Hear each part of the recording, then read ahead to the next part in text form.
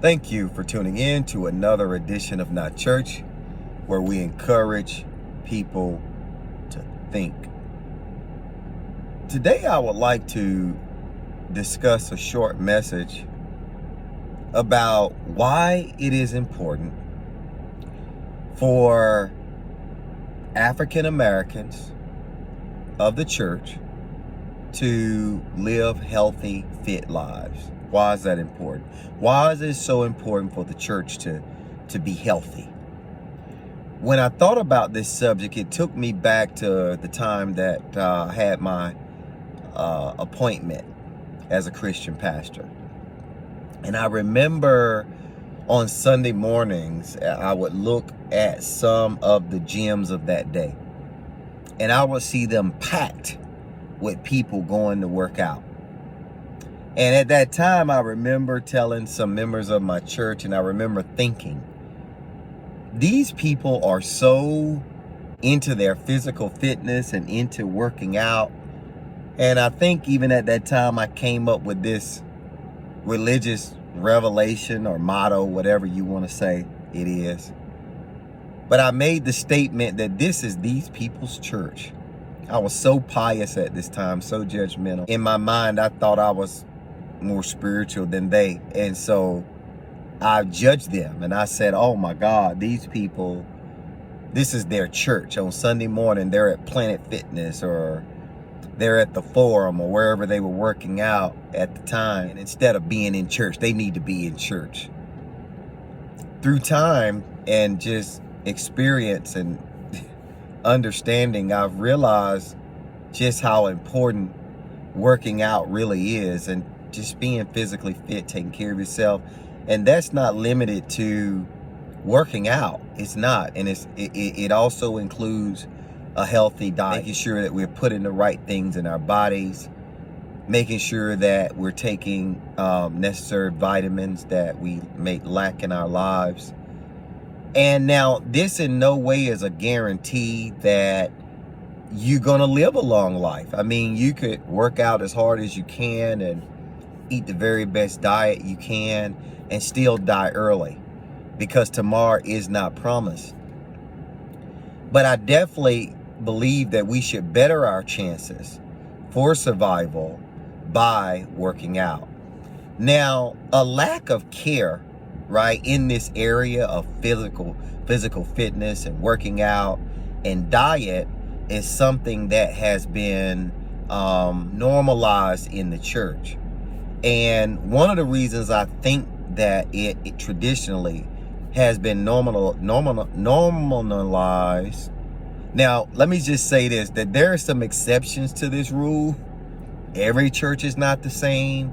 Everybody is not the same. So, of course, you're going to find a few churches that are very serious about working out and physical fitness and eating right and all that kind of thing. So, you know, there's always an exception to the rule, but we're talking generalities, and we're talking the normancy for, you know, the last 20 to 40 years. This kind of thinking, it is really evolved from scriptures, and I'm just going to throw a scripture out, you know, that God has given us life and that more abundantly. You know, we can do all things, you know, whatever we believe when we say, we can have the things that we say.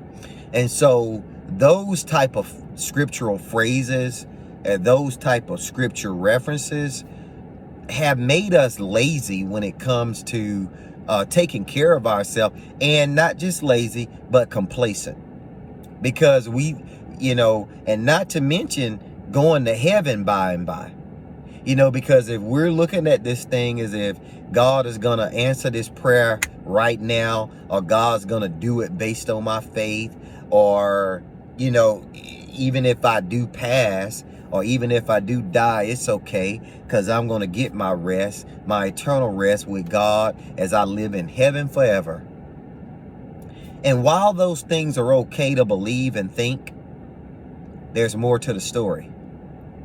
And what my personal belief and understanding is of these types of scripture references is that God has given us life right here on earth, and we should cherish this life, and we should show God that we appreciate this life by taking the very best care of ourselves while we're here. You know, what does it say to God? What does it say to God if God has given us this space and time to reside here on this planet and given us the energy and the strength to get up and do, and we don't do? What does that say to God, one? And then number two, what kind of witness is that? You know, I remember some 30, 40 years ago, even some 20 years ago, and I can laugh at it now. One of my best friends in college was a minister. He was a reverend, and we can laugh now. And really, back then we were in college, going to various churches. He was preaching. We was kind of laughing and chuckling then too. You know, even though we wasn't the most healthy people in the world. But we were young, and we used to see a lot of these heavy-set pastors, you know, or heavy-set reverends. It was almost standard that when you went in a church, you were going to see a heavy-set or overweight pastor. And now these overweight, heavy pastors could preach their butts off. They could preach their butts off, but you could tell they had been eating some chicken. And you could tell they had been eating some candy yams and some macaroni and cheese. Oh my God. We've learned from that time. We've come a long way from that time.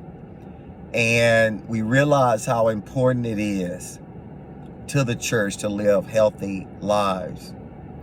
You know, the more you take care of yourself, and the better you take care of yourself, the better chances you have to remain here, right, on this planet, and to be able physically, bodily, mentally, emotionally to carry out the work of God.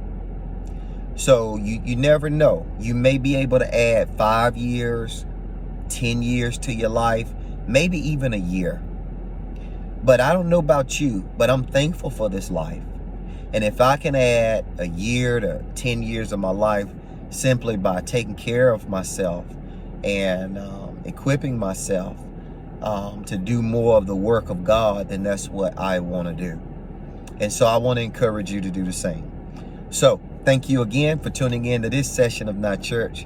And remember, like, comment, subscribe, and it is okay to think. Until we meet again. Peace. Everybody won't be on top, yeah. Whether the roof or the mountaintop, right.